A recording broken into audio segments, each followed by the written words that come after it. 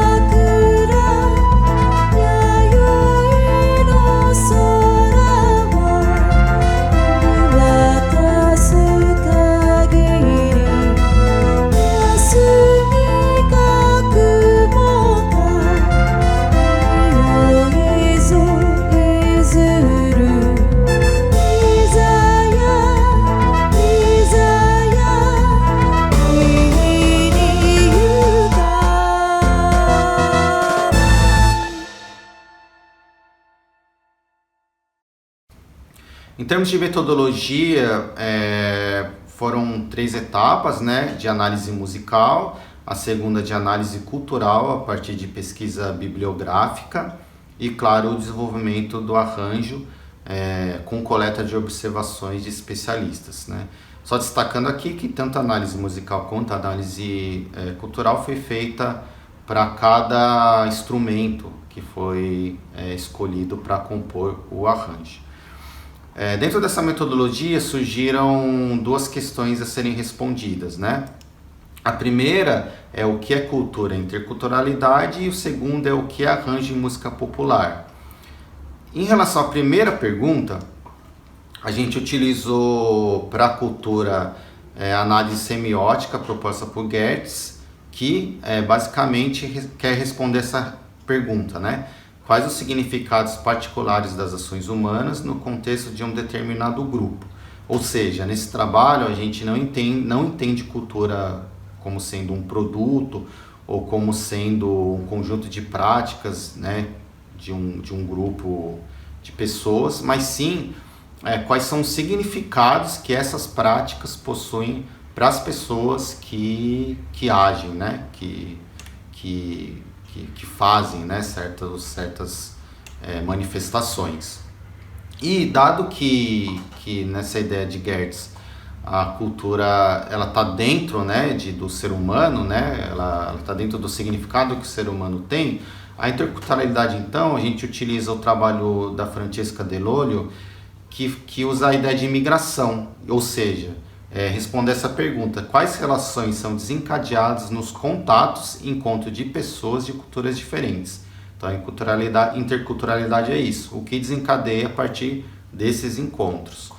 Já falando sobre o arranjo, a gente juntou 2 trabalhos, que é do Paulo Aragão e do Hermilson Nascimento. O Nascimento ele traz um termo bem interessante, que chama enunciado simples, que é a unidade mínima da canção que vai do início da melodia até o ponto que ela se repetiria, né? Ou seja, qual que é aquela forma mínima da música em que a gente consegue identificar quando ela começa e quando ela termina. E o arranjo, então, seria todo o aparato necessário para materializar a performance e a execução desse enunciado simples, ou seja, dessa unidade mínima, né? E aí, como unidade mínima, a gente utilizou a canção Sakura Sakura, que ela tem uma forma ABBA, sendo que a segunda repetição do A possui variação, então a gente escreve como uma linha, né? ABBA linha. E ela utiliza uma escala chamada Miyakobushi, que provém de um instrumento tradicional japonês chamado koto, que é uma escala pentatônica, né, que está descrito aí na apresentação, que é o Mi, Fá, Lá, Si, Dó. E essa escala ela foi utilizada no arranjo como uma restrição, ou seja, todas as linhas que foram compostas, né, para esse arranjo, elas só poderiam usar essas 5 notas.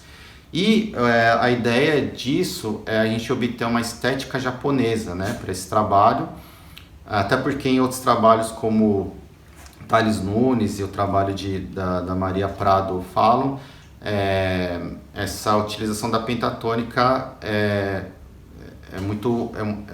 pode trazer essa ideia de estética japonesa para uma sonoridade.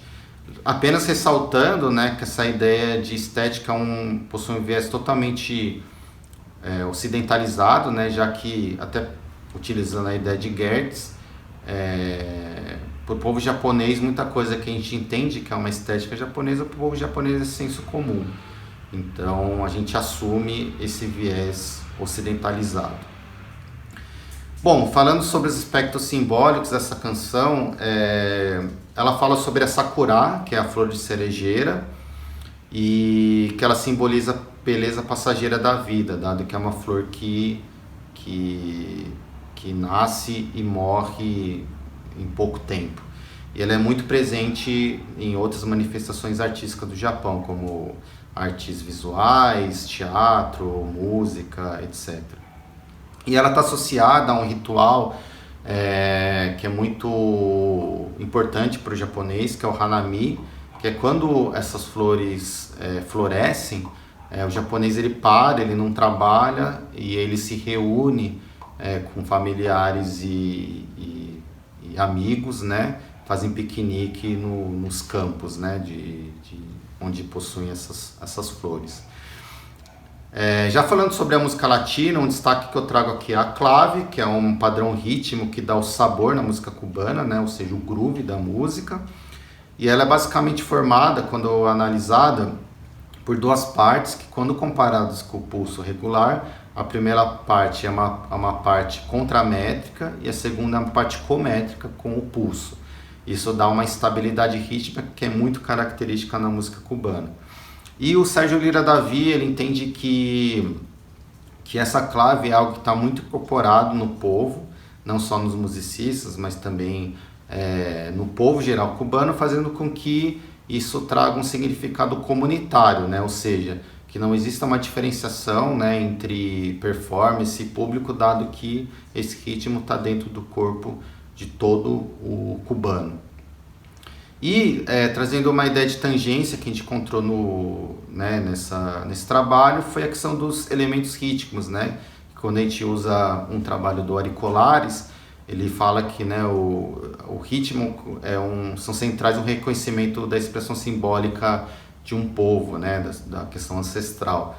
Então, nesse arranjo, a gente conseguiu somar ritmos cubanos e ritmos japoneses para criar esse contexto de junção entre esses dois elementos culturais. E aí, para finalizar, a gente entende, né, que o uso da análise semiótica proposto por Guedes pode ser uma ferramenta musical, né, de criação, por três motivos, né? Uma, para a gente conseguir ter uma observação de um lugar não musical, né, uma observação de um lugar de significados. E como todo mundo, né, possui um histórico, possui uma história na música, isso pode ser uma possibilidade de romper possíveis barreiras de não aceitação sonora, né, pelo viés que a gente mesmo carrega. E o terceiro ponto que a gente achou importante é que é minimizar o uso de referências estereotipadas ou criar consciência desses estereótipos, né, mesmo que a gente siga, né, com isso, como foi o caso da escala pentatônica, a gente, no mínimo, tenha consciência desse viés. E aí, por fim, só gostaria de agradecer ao Congresso nas Nuvens, né, por essa oportunidade. Claro, ao Manuel Faleiros, meu parceiro nesse trabalho, e também a três profissionais, que é a Cristiane Neves, especialista em música cubana, Gabriel Levi, educador de músicas do mundo, e Zakad, especialista em canto japonês, que foram os especialistas que deram observações no arranjo. Muito obrigado, deixo aqui meus contatos e também o artigo completo para estudo.